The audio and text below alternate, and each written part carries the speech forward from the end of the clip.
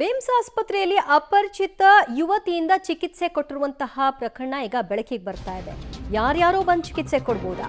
Public TV ವರದಿ ಬೆನ್ನಲ್ಲೇ ಬೇಮ್ಸ್ ಆಡಳಿತ ಮಂಡಳಿ ಎಚ್ಚೆತ್ತುಕೊಂಡಿದೆ. ಬೇಮ್ಸ್ ನಿರ್ದೇಶಕ ಅಶೋಕ್ ಶೆಟ್ಟಿ ತನಿಖೆಗೆ ಈಗ ಆದೇಶವನ್ನ ಮಾಡಿದ್ದಾರೆ. 3 ಸದಸ್ಯರನ್ನ ಒಳಗೊಂಡಂತಹ ಸಮಿತಿಯನ್ನ ರಚಿಸುವ ಮೂಲಕವಾಗಿ ಇದಕ್ಕೆ ಆದೇಶ ಮಾಡಿದ್ದಾರೆ. ವಾರದೊಳಗೆ ತನಿಖೆ ನಡೆಸಿ ವರದಿಯನ್ನ ಕೊಡಬೇಕು ಅನ್ನೋ ಸೂಚನೆಯನ್ನು ಕೂಡ ಕೊಡಲಾಗಿದೆ.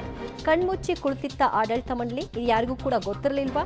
ಯಾರು ಬೇಕಾದರೂ ಬರಬಹುದಾ? ರೋಗಿಗಳ ಜೀವದ ಜೊತೆಗೆ ಚೆಲ್ಲಾಟ ಆಡಬಹುದಾ?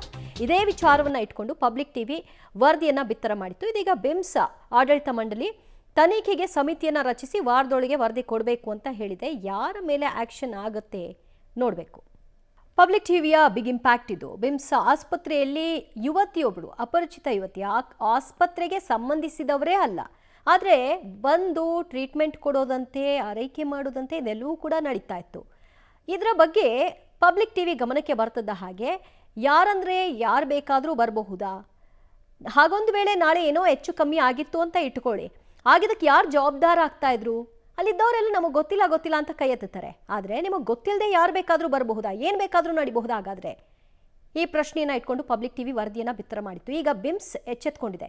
ಅಂದರೆ ಇಲ್ಲಿವರೆಗೂ ಅವ್ರ ಗಮನಕ್ಕೆ ಇರಲೇ ಇಲ್ಲ ನೋಡಿ, ಇವ್ರು ಯಾರು, ಏನು, ಎತ್ತ ಅನ್ನೋದು.